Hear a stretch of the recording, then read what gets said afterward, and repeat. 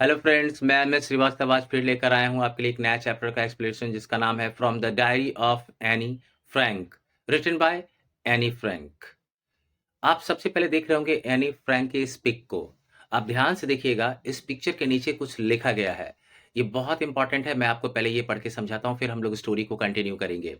इस पिक्चर में, इस फोटोग्राफ में लिखा है, this is a photo as I would wish myself to look all the time.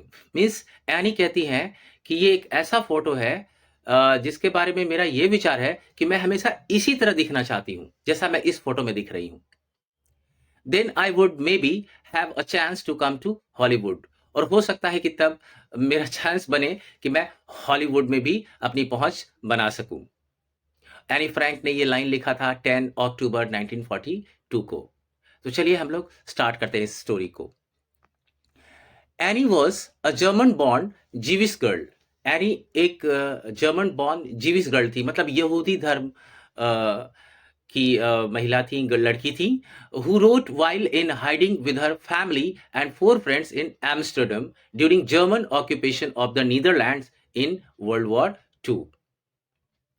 इन्होंने ये जो स्टोरी लिखी है, ये उस वक्त लिखी जब ये छुपी हुई थी अपने फैमिली और कुछ 4-5 दोस्तों के साथ एम्स्टर्डम में, उस वक्त जब जर्मनी ने नीदरलैंड को वर्ल्ड वॉर 2 के समय कैप्चर कर लिया था।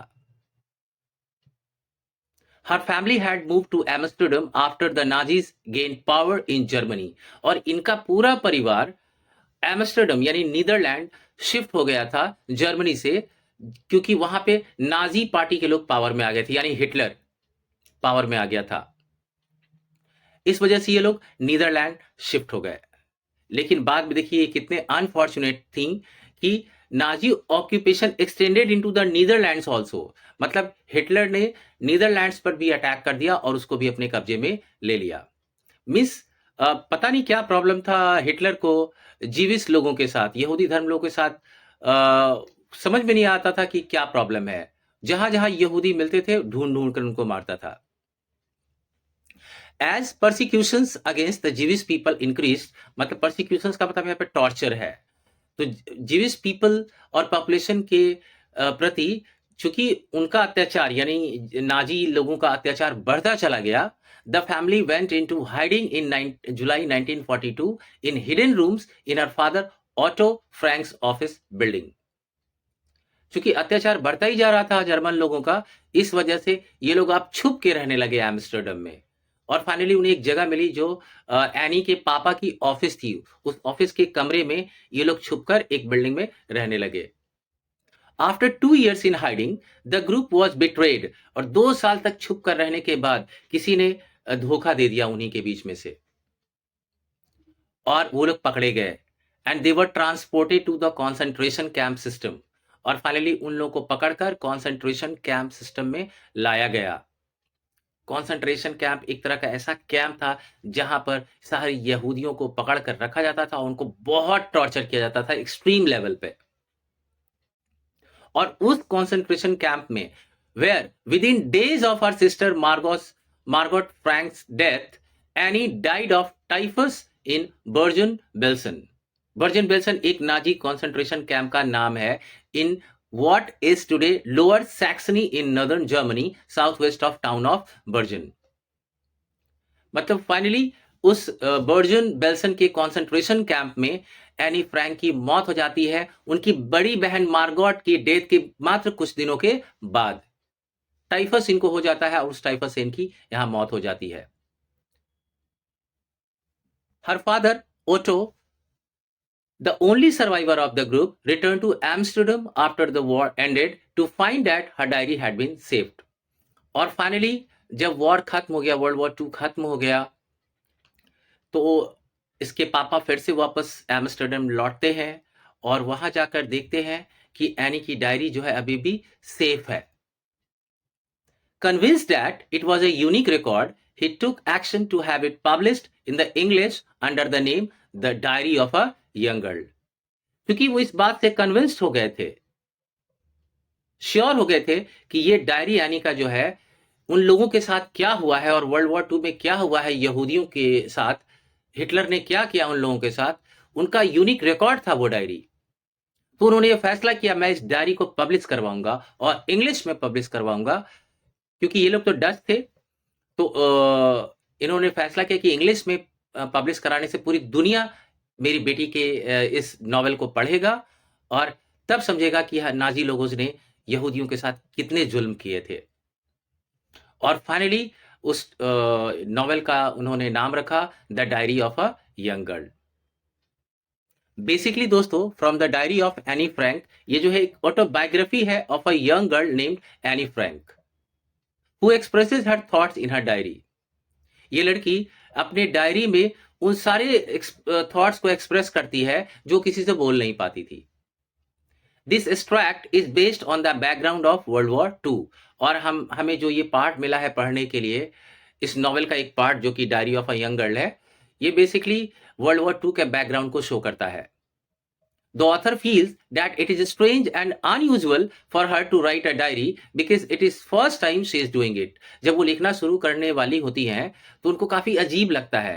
ये लगता है ये यूजुअल नहीं अनयूजुअल है, मतलब नॉर्मल नहीं लग रहा। कैसे मैं डायरी लिखूं? फर्स्ट टाइम ऐसा करने जा रही हूं, पता नहीं मुझसे हो पाएगा या नहीं। She feels that in the future no one will read about a young girl's past experiences. वो सोचती है कि एक यंग गर्ल के पास्ट एक्सपीरियंस को कौन पढ़ेगा आने वाले दिनों में। The author is feeling very lonely as she has no friends to talk to. वो काफी अकेला महसूस कर रही होती है, उनके पास उनका कोई फ्रेंड, क्लोज फ्रेंड नहीं था। She wants to give her friend a shape, hence decides to the name diary as Kitty. वो अपने फ्रेंड को एक शेप देना चाहती थी, एक आकार देना चाहती थी, एक रूप देना चाहती थी, इसलिए उन्होंने एक डायरी लिखने का फैसला किया और डायरी का नाम रखा kitty. She feels that the paper has more capacity to absorb thoughts rather than people who have low patience level. उनको लगता है कि पेपर के पास बहुत सारा पेशेंस लेवल है, इसके पास बहुत सारी कैपेसिटी होती है, ये कितना भी थॉट्स इनमें डालो ये अब्सॉर्ब कर लेते हैं। मतलब कि पेपर पे आप कुछ भी लिख सकते हैं और कितना भी लिख सकते हैं, लेकिन इतनी बातें किसी लोगों तक नहीं पहुंचाई जा सकती बोलकर, क्योंकि लोगों में पेशेंस लेवल कम होता है। आपकी 2, 4, 5 बात को सुन सकते हैं, लेकिन आपकी हजारों और लाखों बातों को तो सुन नहीं सकता कोई। इसलिए उन्होंने फैसला किया कि अपनी बात लोगों को बताने से अच्छा है कि मैं डायरी में ही लिखूं। She has a good time with friends but cannot share everything with them. दोस्तों के साथ उनके साथ अच्छा समय बीतता था, लेकिन इतना क्लोज कोई फ्रेंड नहीं था, बल्कि मैं कहूँ ट्रू फ्रेंड्स कोई नहीं था जिसके साथ वो अपनी सीक्रेट्स को शेयर कर सके। She refers to her father as the most lovable who presents her the diary on her 13th birthday. अपने पापा को सबसे लवेबल इंसान मानती है, बहुत प्यारा इंसान मानती है दुनिया में, क्योंकि पापा ने उनको 13th बर्थडे पे वो डायरी गिफ्ट की थी।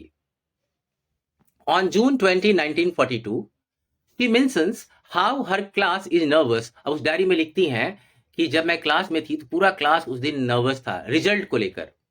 The author says that the only subject she is unsure about is mathematics. और एनी को लगता था पता नहीं मैथ्स में क्या होगा, फेल हो जाऊंगी या पास हो जाऊंगी। She and her friend G, वो और उनकी एक दोस्त जिनका नाम जी था, they are trying to stop the students from making noise but to no avail.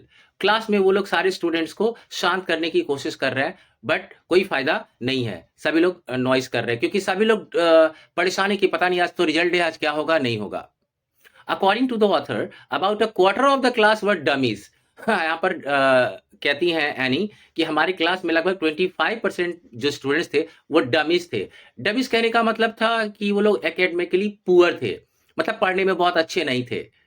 Who should be kept back in the same class. और एनी को लगता है कि इन 25% लोगों को फिर से उसी क्लास में रख देना चाहिए, as they did not participate in other activities, क्योंकि अदर एक्टिविटीज में भी भाग नहीं लेते।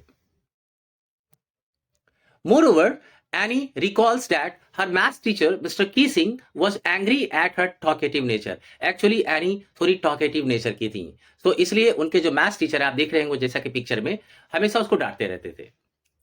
He would often punish her with extra homework whenever she talked more during the class.